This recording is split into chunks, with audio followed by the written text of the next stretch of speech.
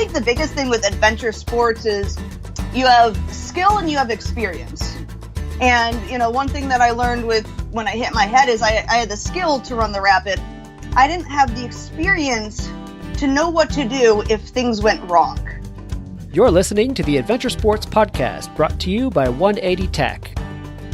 Episode 423, Flashback Thursday, Amie Begg, Kayaking the Length of the Blue Nile. Hey friends, welcome to the Adventure Sports Podcast. Today is another Thursday flashback episode, and you know what that means. We get to go into the archive and pull out an episode that we think you will really enjoy hearing for the first time or for the second time. Today's episode is Amie Begg, Kayaking the Length of the Blue Nile. Just an amazing adventure. I really enjoyed this interview, so I hope you enjoy it too. Now, based on the stats, we have a ton of new listeners, and we are so thankful that you are here. Thank you for checking out the Adventure Sports Podcast. So we have a couple of things we want to make sure that all the new listeners know. Number one, you can go to episode categories on our website, theadventuresportspodcast.com, and in those episode categories, you will find our complete back catalog. It's a link up at the top of the page, but then you can hear over 400 interviews from amazing guests talking about all different types of adventure sports. So make sure you take advantage of that. Also, you can become a patron of the Adventure Sports Podcast, which helps to keep the show alive. Just go to Patreon and look up Adventure Sports Podcast.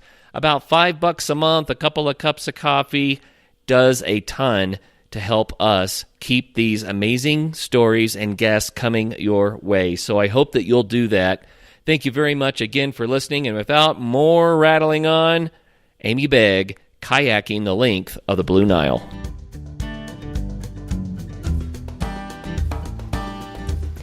Hi friends, welcome again to another episode of the Adventure Sports Podcast. Today I have Amie Begg with us. And Amie is such a great gal. She is the first female to go down the source of the Amazon, the upper Amazon, called the Rio Maranon. I had to say that right. Maranon, right on. And she's also the first female to do the Blue Nile, the source of the Nile, as well, kayaking. But not only that, she's a substance abuse counselor working with adolescents in Charlotte, North Carolina, and I want to hear about that too because it's super cool. So, Amie, welcome to the program. Thanks. I'm glad to be here.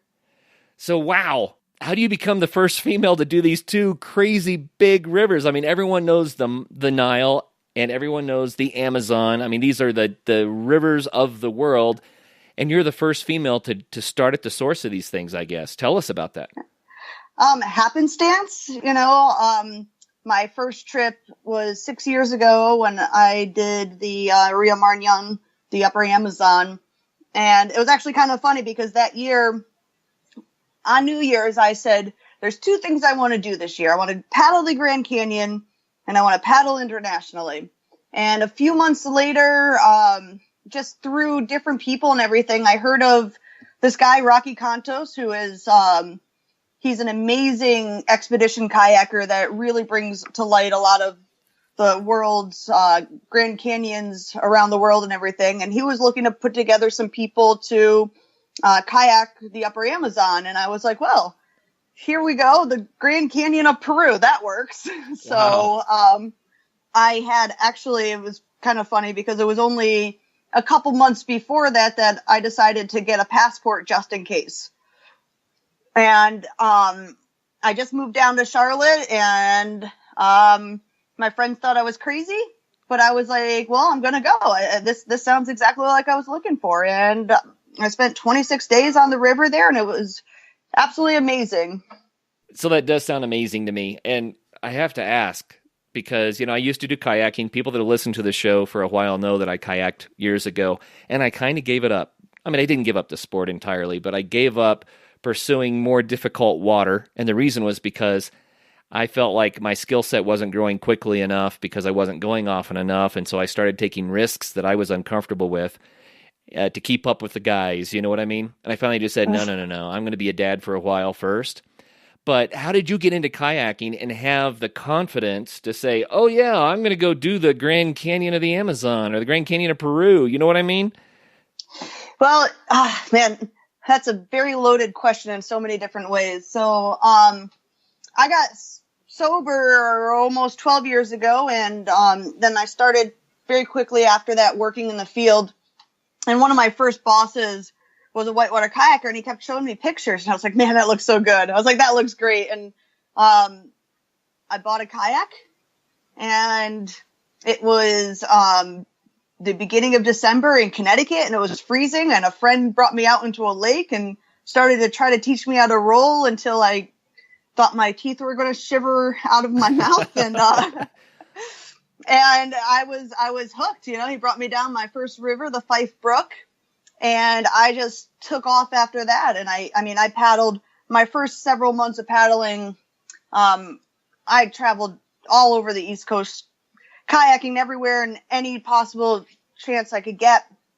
And then shortly into my paddling career, I actually had a pretty bad accident. I hit my head on the Cheat Canyon at Cheat Fest and suffered a pretty bad traumatic brain injury where I was in the hospital for 2 weeks and Wow. had to learn how to read and walk and talk again.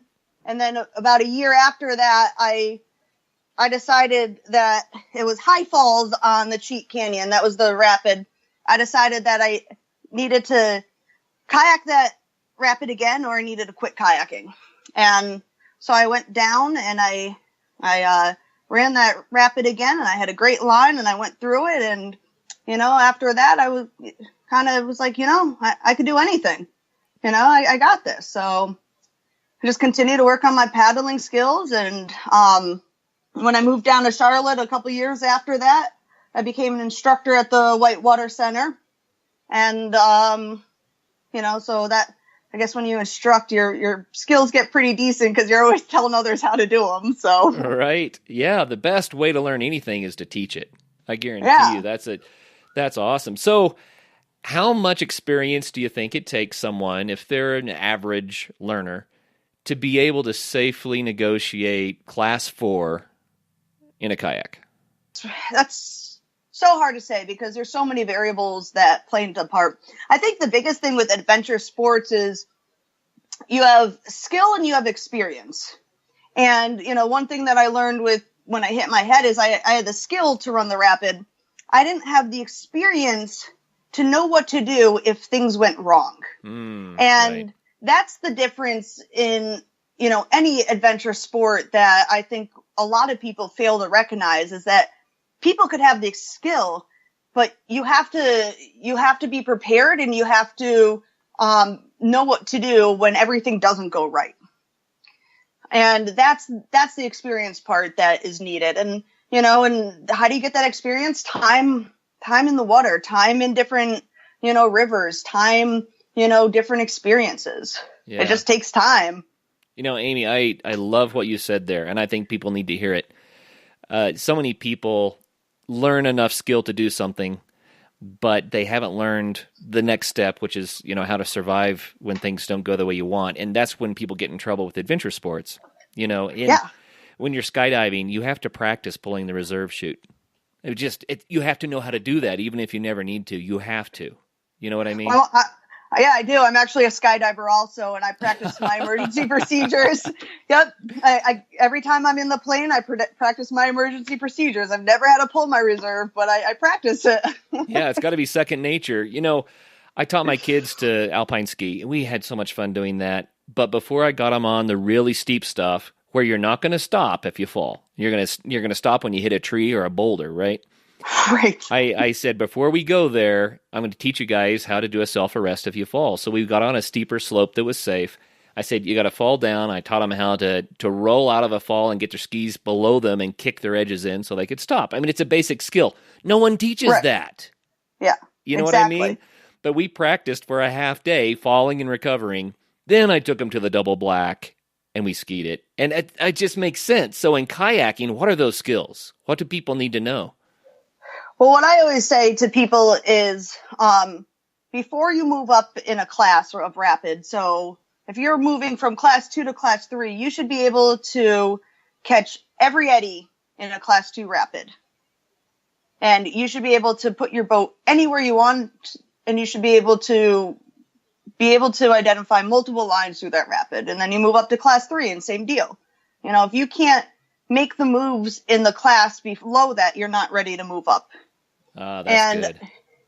Yeah, and I think, especially I see a big trend a lot in kayaking recently where it's about bombing rapids. And, it's like, I'm glad you survived that rapid, but you didn't paddle it. You didn't kayak it. And knowing how to kayak a rapid is being able to catch those eddies, being able to, catch that micro eddy behind a rock in the middle of the rapid, then ferry over to the other side and catch an eddy on the side of the river and really work a rapid. And that's, something that needs to be practiced consistently and, be able to really get to feel whitewater and know what it does. It's like that. It's my favorite word, the hydrotopography, right? So hydrotopography is study of the surface of the water and knowing what that water is doing, how to read it, and how different boat angle, edging, makes a difference of what your boat does in that particular current. Yeah, that's good. I needed you back when I was learning to kayak. Where were you? That would have helped me so much. I was probably still in elementary school. Oh, ouch. Okay. I'm only 23. I keep saying that on the show over and over and over again. I celebrated the 27th anniversary of my 23rd year just a couple of weeks ago, but I am 23, and I love it. It's a best age. I believe it. Well, Amie, I love your approach to that, and I think that's how I got in trouble, actually. I just thought, well, I can kind of do a roll when I need to most of the time, so I'm ready for class 4. But I never practiced catching every single eddy and doing those maneuvers you're talking about. I didn't practice that stuff. And so, man, I got worked one day. So it was the day I said, okay, no more. I got worked so badly and beat up and bruised up and lost everything. I had to chase all my gear down the river and some stuff I never found. And I just thought, this is dumb. I've got 2 kids at home at the time that need a daddy, But the thing was, it's because I didn't learn the skills you're talking about. Had I done that, I would have had a different outcome. So awesome. Yeah, and it's something that's not talked about enough in kayak instruction, and of course, I'm saying this because this is I learned through experience, not such great experience, to be able to come to this conclusion and everything. But slow is fast in these type of sports. Yeah, absolutely. And I've also noticed people, skiing is something that I did more slowly and built more skill with. And people will say, well, I would never ski that run. It's too dangerous. And I look at it and I say, well, not at all if you know what you're doing. Kayaking is the same way, right? It's a matter of having the skill set. The majority of class 5 rapids are really class 3 moves. What makes a class 5 rapid a lot of times is the consequence of not hitting that move or that line, and the big part of class 5 is being able to have such strong skill that you're going to be able to hit your line, or if you don't hit your line, that you absolutely know how to get out of it and what to do. Nice. And that's what makes class 5 and the death potential of the consequence. Details. But it's a mentality and a mindset. These sports are so much of your mental capacity. And, how was I able to decide to go to, the upper Amazon that first time? It was because I knew mentally that I had what it took to get through that experience and, be able to pick my lines, be able to be conservative also, because that was another thing, not having, that ego and pride, like, oh, I'm going to go through this rapid and pick the hardest line. I'm like, no, I'm the only kayaker here. I'm going to pick a conservative line. So if something happens, I'm not, literally up the creek. Nice. So I want to dive into the stories about these 2 trips because they're going to be so cool. But before we do, I want to hear the story. You said that you got sober 12 years ago, and now you're a substance abuse counselor working with adolescents. I got to hear that story first because that's part of who Amie is, and it's amazing when I hear stories like that. Yeah, it totally is a part of who I am. I always say it's a big part of me. It's not what defines me, but it's given me the life I have. I was, a pretty bad alcoholic and drug addict into my late teens. I got sober I went to rehab 2 months after I turned 21. So I only drank legally for 2 months. And yeah, which is awesome. And the treatment center that I went to, Mountainside, it's the northwest corner of Connecticut, and their program was very much, encompassed the outdoors, and they would bring us camping up on the mountain and on hikes. And, it was through that I remembered my connection with nature and the outdoors. And I always liked it, but I lost that.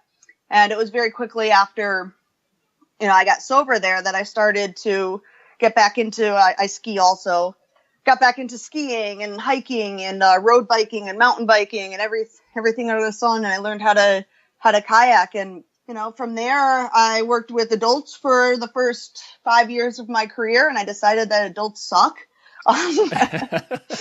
They're really hard to deal with. They're entitled and they don't like to listen. Yeah, sure. Yeah. And so, at the same time, I decided to move down to Charlotte because the whitewater down here was better, and icicles don't form on my helmet in the winter when I kayak down here. So I moved down here and I got a job working with adolescents, and I've absolutely loved it. It's the whole idea that they have the rest of their lives, and I could be impacting their lives, that it could make such a difference that it could be a game changer for the rest of their life. And so I go into the schools and I run groups with them, and I do talk to them about the outdoors. And, just this morning I was running a group and I told them I wasn't going to see them for 2 weeks. And they're like, well, where are you going? I said, well, to kayak the Grand Canyon. And they're like, what? And I said, I know, I told you there's so much stuff you guys are missing. There's so much more than Charlotte, North Carolina, Oh, that is so good that you can plant those seeds. That's cool. Yeah, it gets them thinking, and it gets them realizing, nobody tells them, hey, you can do this. Hey, you want to travel? You can. Hey, you want to go, kayak the Grand Canyon for 2 weeks? Go for it. You could do it, and they're just not exposed to it. So, I try to expose them to the things that they're not. Do you think that adventure sports can make a really good alternative to substance abuse?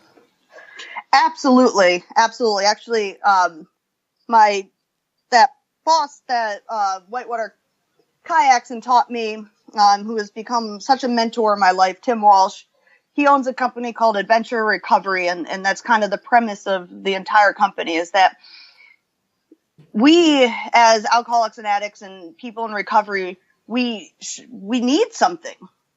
We need something else. We need something fulfilling. And the nature and great outdoors and adventure sports, really is a great substitute for that adrenaline, that high that we are looking for. It's like, I tell people, they're like, like my adolescents, they joke, they're like, hey, you don't get high. I say, yeah, I do all the time. Well, one, I jump on planes, so I get a lot higher than you guys. But that natural high and that natural adrenaline that you get from adventure sports is, I think, such a good substitute for people in recovery and trying to get sober.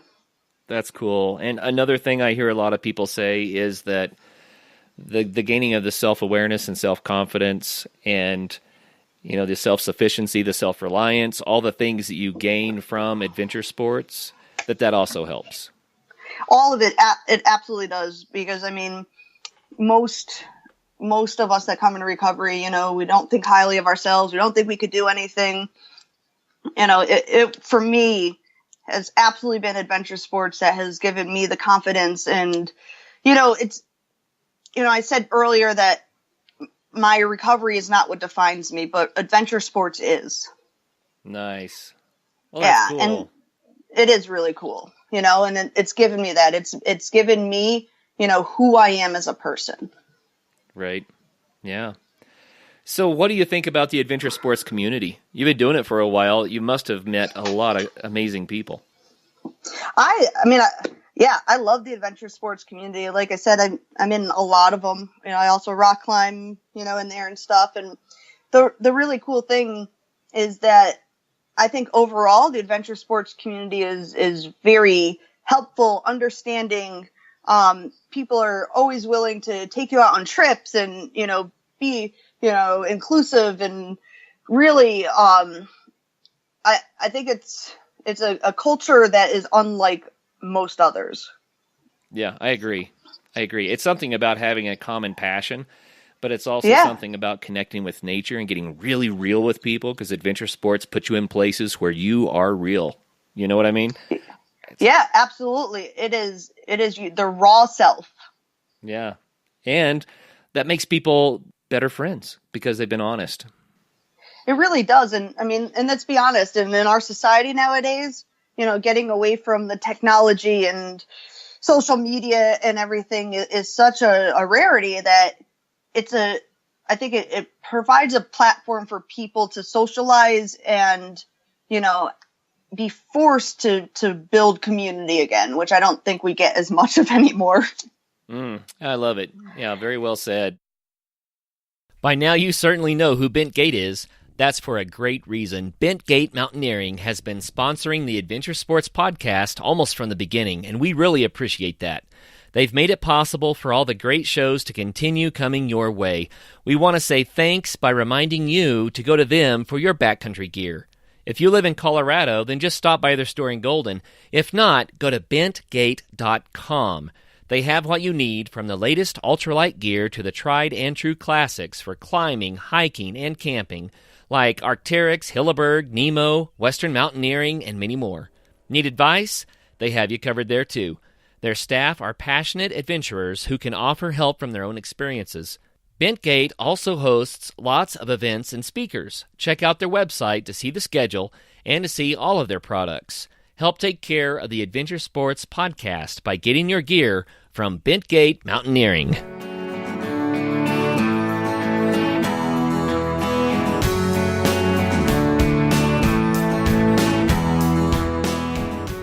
Well, let's dive into this upper Amazon. Now let me try to say it again. Rio Maranon. Maranon. It's the Rio close. Onion, the river of onions. Maranon. Okay. Well, tell us about the Rio Maranon and what was it like to go there? Man, it was so fascinating. I absolutely loved the Rio Maranon. It was absolutely gorgeous, first of all. Like, just beautiful. It was unbelievably beautiful. The people, for the most part, were really nice. We would get to villages every once in a while, and I mean, you're talking about, people that have their own villages. That's all they have. Like, we talk to them. They don't know what internet or mail is and everything, but they're willing to give us their fruits that they had, and help us out. And, it was just, again, seeing that culture and that real sense of humankind just helping each other was amazing. What was really cool about the rapids that I liked is the first part of the river actually was pretty cold. And there was a lot of rapids that actually seemed a lot more like creek-like for me. There was a lot more technical moves, rocks, some boofs and everything like that. And then the river just opened up and it was very big water, fun waves. A couple of rapids. It was funny because we were not the first to go down. There was a couple other expeditions here and there, but there wasn't anything really written or anything set. So every rapid we got up to was just all right, well, let's see what's this is going to be. And it was fascinating at times because we'd get to like rapids that would take 90-degree corners and your scouting was like, well, I don't know what's behind that corner and I have no way of getting to it, so I'm hoping it's not bad. Wow. I think that would terrify me. It was a little terrifying, especially, like I said, we had a cataract with us and I was pretty much the sole kayaker. So sometimes the cataract would go down first, but mostly it was me going down first and be like, well, hopefully I'll see you at the bottom. Oh, my lands. Were you just really, really nervous or was it just fun? The first week I was very nervous. There was this was the first time I really was doing a multi-day trip. Then the other thing is that, I'm used to our modern day whitewater kayaks and I was in a Prion Rocket, which is, a full displacement hull, very thin boat. very unlike anything I've ever paddled. So for the first week, it really was like, all right, that's the line. Okay, now what line do I think I could paddle in this boat right now? Oh, so was it a longer boat and that sort of thing? It was longer, it was thinner, completely full displacement hull, so not as much rocker. Yeah, I'm used to having more edges on my boats and stuff, so it took me a while to get used to the boat, but once I did, it was kind of like, all right, I got this now. And after that, it became fun. We'd get to, there was one time we got to a village and this woman told us, because they haven't seen anyone go down this river, and she's like, oh, there's, a 20-meter waterfall coming up that's straight down, and, my sons and his friends threw a log in it and it never resurfaced. Oh.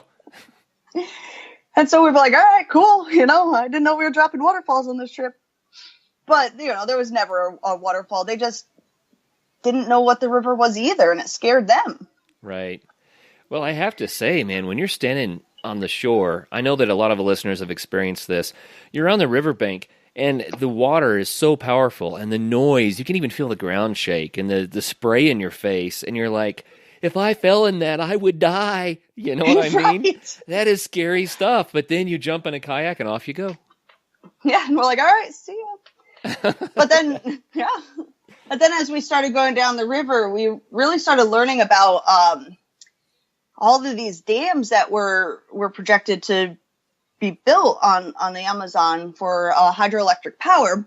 And we would start talking to these people, and, some of them were worried because they thought that we were surveyors for the dam. Mm. And I actually I didn't find this out until the Nile in Ethiopia. Rocky told me that there was one group of people that were running down to the river to shoot us, but we were going too fast, so they didn't catch us. Yeah, so that was a good thing. But it was because they thought that we were with the dams to help build these dams.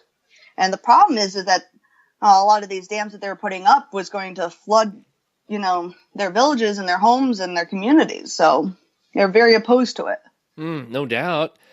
In my family's past, there was a river that was dammed, and it wiped out an entire community. People had to relocate, and that was my grandparents' generation.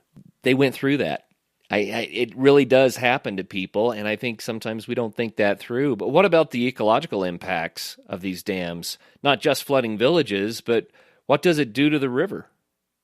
Right. I mean, it destroys the rivers. I mean, especially for recreational purposes, but it absolutely destroys, these people are using these rivers for fishing, and, gold mining is a huge, huge way of making money in those areas of Peru, where we would see them sifting sand on the side of the rivers, for gold and everything, and it would ruin livelihood, just so many different factors. Chocolate. Rio Maranon Valley is known to produce the best chocolate in the world. Really? Yeah. What's his name? Anthony Bourdain. I was watching one of his shows one day, and all of a sudden he's like, I'm on the search for the best chocolate in the world. And all of a sudden he's like, I'm in Peru. I'm like, oh, you're going to the Rio Maranon. And all of a sudden he's like, the Maranon Valley. I was like, yeah, we found some of that chocolate while we were on the river. And it's some of the best, most desired because of the elevation and perfect temperature and stuff. So, I mean, the impacts are just absolutely enormous, and people don't realize it.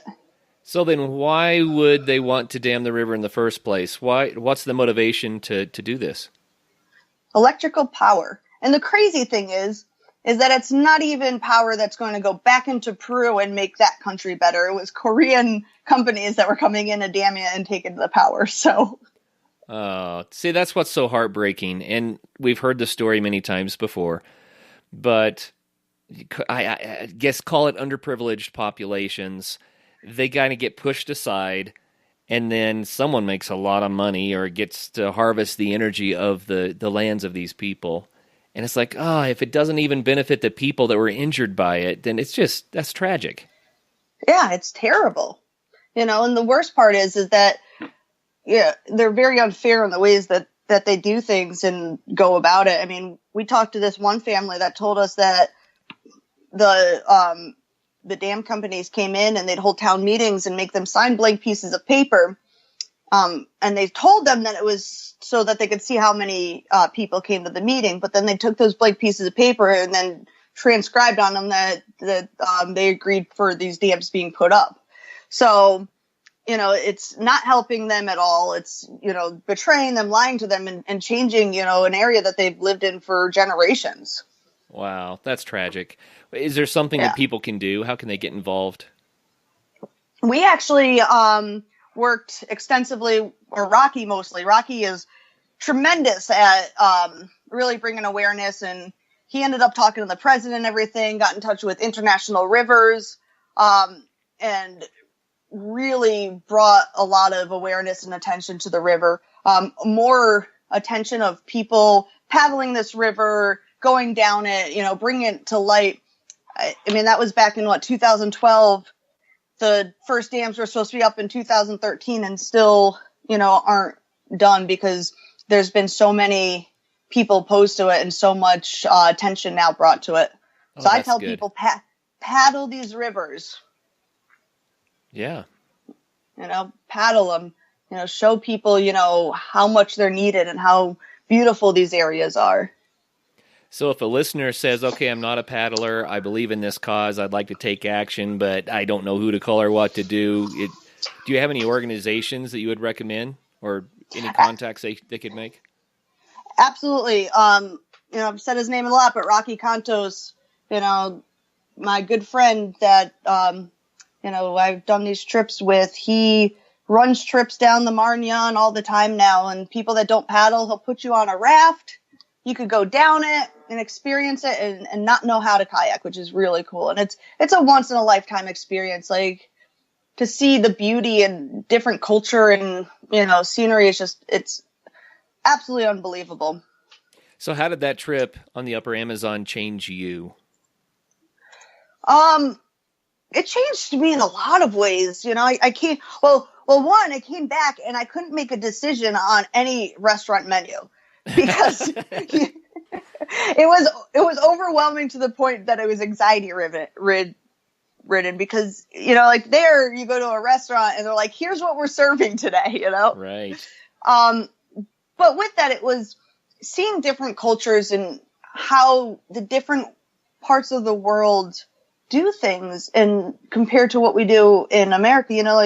One of the stories I always tell is we got to this little village called Celandine and we went to restock and resupply and go into this one little store and there's like this 5-year-old girl manning the store and she turns to me with such authority. It's like, take here. Like, what do you want? What do you need? Like where I was like, oh, okay. I just want yogurt, but here's this 5-year-old manning her family's shop and our 5-year-olds, we don't allow them to tie their shoes. Wow. So, that was kind of huge to kind of step back and see that difference in the culture. And, also 26 days on a river, that's a lot, 26 days of being around the same people and doing the same thing and not being around technology. And it really, I actually didn't want to come back. Oh, I'm sure. So how much distance do you think you traveled in those 26 days? We went, I think it was approximately 400 miles. Wow. Yeah. So a while. And, they say any new habit takes about 30 days, to establish. So you got in the habit of being on the river in 26 days, right? Absolutely. Absolutely got into that habit. You get into a pattern and, of what you do every morning, how you set up your tent, how you take down your tent, how you pack your bag, it becomes a very systematic, which is awesome. And it's funny though, because that trip taught me how to do those things for all of my trips afterwards. So, I've paddled in Mexico and like Ethiopia and Grand Canyon, and I have a system now because of that trip. Yeah. You had the experience you were talking about earlier that makes it all good. So what was the terrain like? I really want to know. So it was in Peru. Was it jungle or was it like dry canyons? Was it really mountainous? What are we talking about? all of it. And that was what was so cool. It was all of that, like the first part of the trip, it started out very desert-like, reminded me a lot of, your Colorado and Arizona. And then at the end of even before that, we're passing through 14,000 foot canyon or mountains to get to the river. And then by the end, we're in, lush green jungles with the piranha and, monkey and everything like that. So wow. You had a little bit of everything, which was so cool. Okay, tell us a story about when things didn't go like you wanted them to. Something didn't go as planned. I know that had to happen. Hopefully it doesn't involve piranha. No, it doesn't. Well, probably we had this one. Oh, this is interesting. We had this one guy, Mike, on the trip that would probably didn't need to be there. On an expedition, it's a little bit different than I think, all right, this is well known, it's set up. We know that, expeditions are a little bit different, there's a lot of unknowns. And we get to this one part, Wasson's landslide, which was almost an unpassable small section of river because there was a big rock landslide. And we wake up that morning and he said, I don't want to be here. I don't think I should be here. I'm walking out. And we're like, you can't walk out. You realize we're in the middle of freaking nowhere, right? Like this is like the middle of nowhere, Peru. They haven't seen white people here before and you just want to walk out. Yeah. The river is out. Out is the river. Yeah. Like you don't understand. And so after much debate and talking, Rocky's wife, Barb, who's fluent in Spanish, and me, who has the whitewater skills, we decided that Barb would walk out with Mike. We found a local who was going to bring a mule down and bring them up to the nearest town to take a bus to then the bigger town where he could catch a plane. And I was going to go through Wasson's landslide with the cataract and Rocky, and that's it, just the two of us. And we ended up having to lug all of the gear over just boulders and like huge rocks by ourselves. And it took us, because it was just the two of us, it took us a couple days to get through there. Oh, and I had to camp out on top of like a rocks because there's no like beach or anything to camp out on. And yeah. Wow. So that was took interesting. Days to get past the one rapid. Yeah. I mean, we were lugging coolers. And so, I mean, this was week 2 out of, a 4-week trip. So we still had all of our food and it was pretty heavy. Wow. What class do you think the rapid would be? That was for sure a 5. Rocky ran a kayak through a small section of it. We tried to feed the cataract empty, like just the skeleton part of it through parts of the rapid. And then we had to actually hoist it up and over boulders and another part ourselves. Wow. Yeah, so that took a while. So this is real adventure. What were you thinking at that point in time? Did you think, well, what are we doing here? We really bit off more than we should have? Or was it like, oh, I'm taking this in stride, it's part of the fun? Yeah, I mean, I'm kind of the type of person I'm like, well, this is going to make a good story, Like, it's just like, I guess for me, it's just not a question. In my head, it's like, this is just something we need to do. We have to get through this with all the stuff. It's like it's a non-negotiable in my brain. So I was like, well, I'm just going to do what we need to do. And I'm really glad that I'm in semi shape and strong. I can help out with this. Wow. Just do whatever it takes to get through. So when you would scout these things, it sounds like you did a fair amount of scouting from the water, boat scouting. Yikes. I mean, did you always feel like you had an out if you had to have it? I mean, what if you came across a waterfall or something? Yeah, I mean, there was a couple of little sections that I portaged around just because, especially when it was only Rocky and I, and I obviously trust Rocky with my life, but there's always that variable of something going around wrong. And when there's 2 people, for me, there's a certain risk that I won't take. Right. And so there was couple of small sections of river when it was just the two of us that I chose to walk my boat around because, it looked like there was some really bad undercuts and just stuff that I didn't want to be near. So, my thinking is, I have a very long trip here and I need to come down safe. So, I don't need to prove anything to anyone. I have no problem putting my boat on my shoulder, walking around. I think you proved a lot to me, just that you have some wisdom, some discernment, and that you're willing to take off on an adventure like this in the first place. That's amazing. What an amazing adventure. So you said it was 400 miles. We know at least one rapid was class 5. How would you characterize the river as a whole? Was there a lot of really difficult stuff, or was it a big mix? No, it was a big mix. I mean, in general, I would classify it a 3-4. Just a lot of really fun, big, huge wave trains that, just good, big whitewater. And how about the scenery on a scale of 1 to 10? How great was it? Oh gosh, it's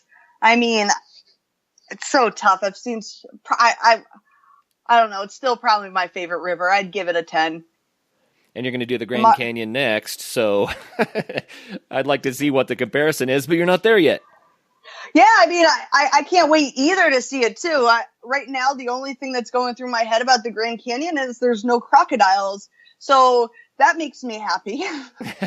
If you need to swim, it's not quite the gamble. Right. It's because the Nile. I just got off the Nile in August, and I definitely have some post-crocodile stress disorder from that trip. So, well, tell us about the Nile then. We've got to get there anyway. It's a perfect segue. Yeah, if you want to rate that trip 1 to crazy, I would say crazy. So you started this in Ethiopia, and how far did you go? We were about 30 kilometers from Sudan when we ended, which is about 17, 18 miles, I guess. Okay. So we went around the same. I think it went 450 miles down the Nile in 16-ish days around there. Wow, so that was a faster trip. The water was moving extremely fast. I mean, we were on the flat water sections, moving around 12 miles an hour. Unbelievable. I did not know it was that fast. That's crazy. Yeah. Well, it was monsoon season too, so it rained on us every day.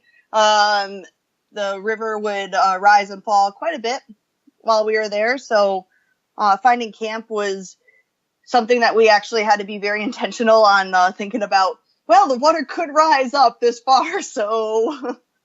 So how do you judge that? Strong guesstimates and looking at, I say that, but realistically trying to look at water lines and like the sand and the beach or on the rocks and everything to see the recent water lines and staying above that. That always scared me a little bit. The idea of going to bed at night and falling asleep and not knowing what's going to happen to the water that's next to me, Yeah, I do. I don't think I slept well for that entire trip. Between that and the fear of a crocodile grabbing me out of my tent.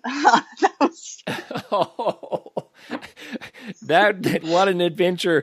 So how many crocodiles did you see? In our 16 days, the ones that we counted and saw was around 200. Wow. And like the first couple of days, we'd see a 6-7 foot crocodile and like, man, look at that huge crocodile. A couple days after that same size crocodile would be like, meh, nothing to write home about. That's just bait for the other ones. Right. They just started getting bigger and bigger and bigger. And yeah. Oh. And they're aggressive. So they'd see you in the water and they'd actually jump in the water and start charging towards you. My lands. Do you think they were territorial and trying to protect something, or do you think they were hungry and trying to get a bite? Probably a little bit of both, I'd say. And you're in a kayak? I was in a kayak for a while, towards the end of the trip when we started seeing bigger and bigger, crocodile, and I chose to sit on the raft more and more. And so I I'm a big believer on any of these trips. For me, I can't just be a passenger. So I was actually the first time I really oared a raft, but I did a lot of it. Oh, that's great. It's a matter of being adaptable sometimes, huh? Yeah. It's kind of like all right, this is what this is. Cool. Let's do it. Being extremely adaptable on these types of trips is important. Rocky and this other guy, Kalen, I wasn't able to get there the same time as them. So I was meeting them up on the river at this bridge, and there was some miscommunication, and I was told that they said they were getting there early. And so I had a driver bring me out with all the supplies to Mertul, this bridge that we were meeting at. And, I'm waiting there and it's getting dark and they're not there. And I was like, guess I'm just going to wait. And it was funny because there were some Ethiopian military guys that, they were just, they were so interested in like me, this, in their culture, like it's crazy. I'm like, here's this young white female just totally fine with pitching her tent on the side of a river and waiting, Yeah, it's cultural. It's kind of a culture clash for them, huh? A huge culture clash, but they were really cool. There was, of course, a huge language barrier. I taught one of the military guys the Macarena, so we found some things. We found some things to do in the time that I was waiting. So, did it make you nervous that they didn't show up when expected? I was a little bit nervous.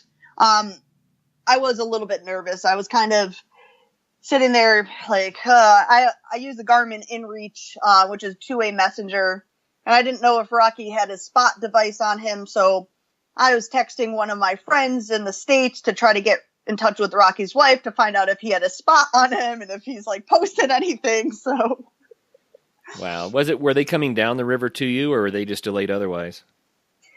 They were coming down, and they actually were exactly on the time frame that they said they were going to be on. The guy that we were using to help us with logistics, he's Ethiopian and owns a travel company in the capital Addis Ababa. He ended up being pretty sketchy in many different ways. So pure speculation, but I think it was a way of getting more money out of us having a driver bring me out there early than have to wait there. So, oh, interesting.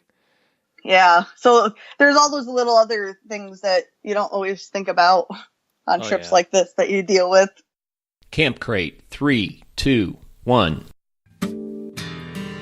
So we had some customers in the backcountry call us because they were concerned they had altitude sickness. And we were able to talk them down, get them to a safe place, create an emergency plan. We were willing to do anything we needed to get them out of there. But they ended up taking our advice, still having a really good trip. Camp Crate is a gear rental trip planning service. We will plan a backpacking trip for you if you don't have one planned, and then we rent you all the gear, send it to your house, send it to your hotel. Anywhere in the U.S., we will ship you gear. And then once you're done, you put it back in the box and return it back to us. Most of our customers are first-timers, so we want to give you the confidence to go out into the wilderness with the right gear and with the know-how. With 24/7 support, we're able to really make you feel comfortable out there while at the same time definitely challenging yourself. A lot of people have told us it's been life-changing for them or their best trip they've ever done. Campcrate.net. Got it, Mason. That's a take.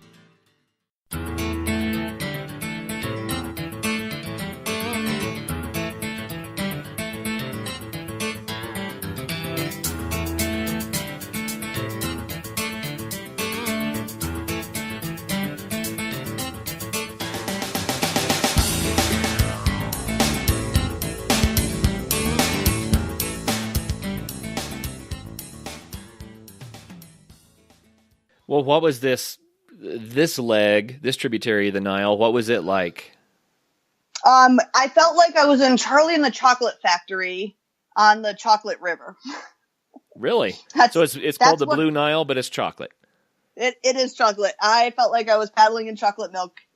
But but it was also monsoon season, so a lot of sediment was washed up and everything. And you had, tributaries on the side that were flashing because of the rain. So a lot of different things being washed out into the Nile. So, saw a lot of logs also. But yeah, it was fascinating how the river varied between us going through these canyons that were pretty tight to, opening up to the width of probably, 2 football fields. So lots of variety. What about this? You said the last river had a lot of variety. What about this one as far as a class? How difficult is it? This one, I would say, also a good 3-4 big water, big waves, crashing wave holes in some huge crashing wave holes. So, it wasn't as technical. In the canyons, there was an issue with you get a lot of big whirlpools and a lot of different currents coming in from different ways that create some really funky water.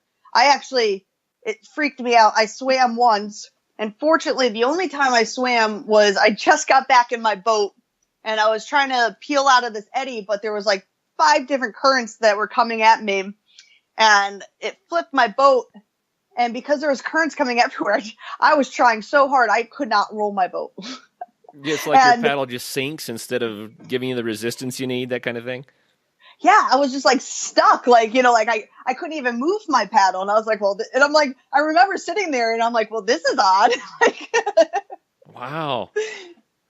Yeah, it was kind of crazy. And, like I said, thank God I was close to the side of the river and everything. And I don't think I've ever self-rescued as fast as I did there. Kaylin helped me some too, got my boat and everything to the side. But I mean, the more fear factor of not swimming comes with, of course, the wildlife. Oh, my lands. Yeah. Did you ever really fear for your life, or was it just kind of like, we have to be careful here? Oh no, there was a few times that I was like, whew. Like there was one where we pulled into this beach, and at first we're like, oh, this is going to be a great beach to camp. And there literally, all of a sudden, comes this huge crocodile. And it just starts coming lumbering down at us. And if it didn't trip over its own 2 feet and literally face plant, that thing would have gotten us. Whoa. And that night at camp, once we finally did find a camp and everything, I mean, we Rocky was in the kayak this time, and Kaylin and I were on the raft, and I mean, we got out of there really fast and everything. And we laughed about it at camp that night, but it really was. If he wasn't so clumsy, we would have been in a bad situation. That is nuts. That is so great. So how did you choose a campsite then, if you were just likely to be right on top of one of these guys? I mean, we tried to find campsites where they weren't, so we would look to make sure crocodile weren't around. They're usually territorial in their areas. Higher up, closer to the end of the river where we took off, we weren't finding beaches anymore. So there was huge, tall brush, this grassy, thick grassy type of stuff above our heads. And we'd literally take our paddles and flatten it out to make a camp. One morning that didn't turn out so well because there was bees everywhere. I got stung 3 times, and I tell you what, African bees hurt.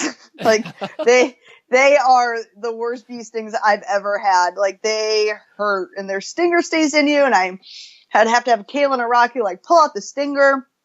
And what happens is once one stings you, it releases a pheromone for others to sting you, and that's, not good. So, man, so I don't know. I'm not really sold that this is the trip that I should go on, Amie. You're going to have to sell me on this now. Crocodiles, crazy rapids, crazy currents, logs getting flooded into the river, bees attacking. What else happened? Well, so, I mean, we only got shot at once and held hostage by the Ethiopian military for a day and a half. But other than that, it was a good trip. All right. There's got to be a bit of crazy to go on a trip like this. Man, in the end, Are you glad you did it? Would you recommend it? Or would you be like, you really got to know what you're getting into? I think with this trip, I wouldn't recommend this to the new kayaker, or I want to sit on a raft and I've never done something like this. I think you have to have a little bit of that outdoor wherewithal for a trip like this. But I still would recommend it to people because, I mean, the scenery there is uncanny. It's absolutely beautiful. And, you know, again, when we do an expedition for this first time, it's a lot different than when it's, you know, planned tripped and people know it. You know, we're kind of like the guinea pigs and getting everything set up. And, you know, the great thing about going back and doing a trip after we've done it is that now, you know, there's logistics on all the good campsites, where to camp, you know, where to stop, all this stuff, where right. We're kind of flying by the seat of our pants. But yeah, it's definitely a riskier trip. But it's still, I thought it was gorgeous. And, Africa is beautiful. Ethiopia is gorgeous. It's a little turned around country, but other than that, you know, it really, really was a cool trip. The crocodile were scary though. Like I really have to say that's the one part of the trip that's tough because, there's a lot of them. You know, people say hippos are the most dangerous. We saw 12 hippos. Those didn't bother me at all. You just don't want to be between the water and the hippo. Right. They're big. Those things are they're huge. They're like a little mini school bus, but they mind themselves, right? So they see you and actually will kind of like dip down in the water and, you know, mind their own business, where the crocodiles see you and they're like, boom, into the water coming after you. I think it would turn into Finding Nemo. Remember the scene where just keep swimming, just keep swimming. I actually said that a lot to myself. Yeah, just keep paddling, just keep paddling. I can't imagine how crazy. Okay, between the two, the real Maranon. I'll never get it. You're so close. I'm so sorry. The Maranon. So between the Rio Maranon and the Blue Nile, which one was your favorite? Oh, Maranon for sure. Really? Maranon for sure, yeah. I mean, that is just such a beautiful, gorgeous place. Like I said, I don't regret my trip to Ethiopia, but it was a very challenging place to be. So is it harder for you to go on a trip like this, to get there and say, okay, I'm going to have this big culture, shift and going to do this crazy thing, and I don't really know what I'm going to get into? Or is it harder at the end to come back to Charlotte and say, oh, I'm back in normalcy again? A little bit of both.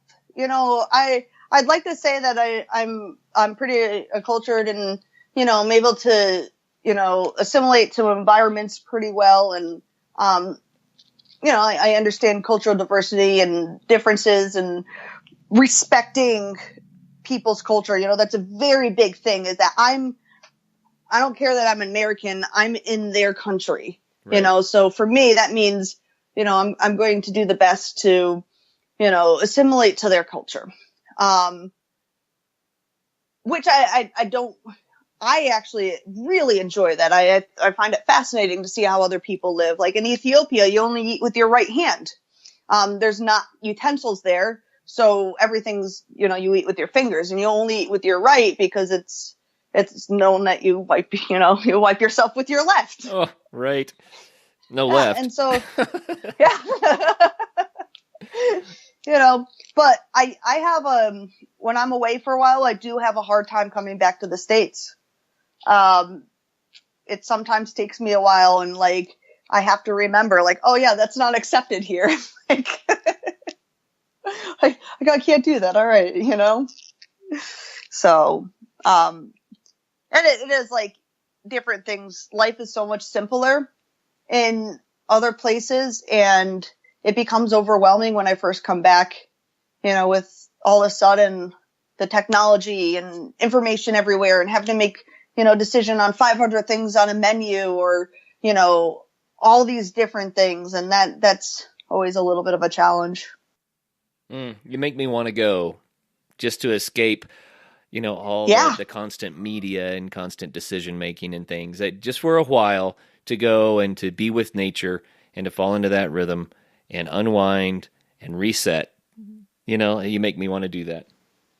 I encourage everyone to do it. You don't know what you're missing. It's like when you get away from all this stuff, it's like you take this breath and you're like, wow, like this is what I've been blind to. And I'm looking down at my phone, texting 5 people as I'm, walking across the street, or, you're missing the world.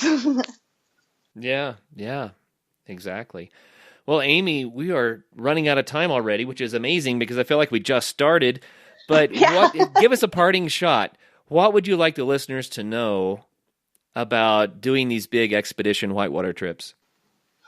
I think the biggest thing to know is that, as crazy as they sound and stuff, that these are accessible to everybody. There is a way to be able to have these experiences. And there's people out there, like I said, like Rocky Cantos with Cierros Rios, that are, have trips that you can experience this stuff, and it's not out of reach for the normal person.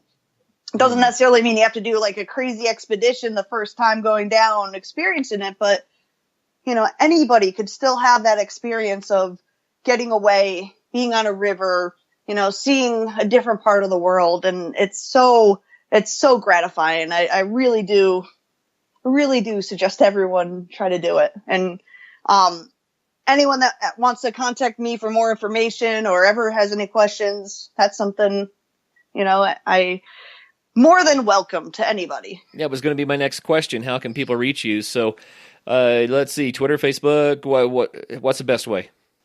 Facebook is awesome. I Facebook Messenger, my name, AMIE BEGG. Email, it's my name, AMIEBEGG@gmail.com. Or Instagram, Adventure Amie. So Adventure AMIE. So either one of those are great ways that you could get in touch with me. And except when I'm, on a canyon somewhere, I'm pretty reachable. Did you put a lot of pictures from your trips into Instagram? Yeah, I try to put a lot of pictures from my trips. I try to, even normal happenings, day to day, kayaking locally or skydiving or rock climbing locally. I put all that stuff on my Instagram. So. Okay. One last time. Maranon? Yep. Maranon. So close.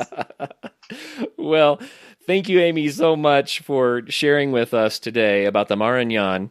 And we really do appreciate you telling us about all this stuff. I feel like we hardly scratched the surface. We need 10 shows just to do one of these expeditions. But thank you for sharing it with us. And so I'm going to go to Adventure Amie on Instagram because I want to see the pictures. That's going to be awesome. Yeah, for sure. And Amie Begg, that's AMIEBEGG. Sounds like that's the way to reach you on most of these social networks. Try to keep it simple. I love it. Well, thank you so much, Amie. You're welcome. It was my pleasure. You bet. And for all the listeners out there, wow, can you imagine? This is crazy stuff, but it sounds like so much fun. Until the next show, dream big. Come up with some goals and some ideas and some things that you can look forward to, and maybe it is paddling part of the Amazon. Who knows? But until the next show, make sure you do get out there. Have some fun. Hey, thank you so much for listening today. Hope you enjoyed the show. Please do tell your friends about us. We want to make sure that we can help share the word, encouraging others and inspiring people to have great adventures and to make a difference in their world. Thank you.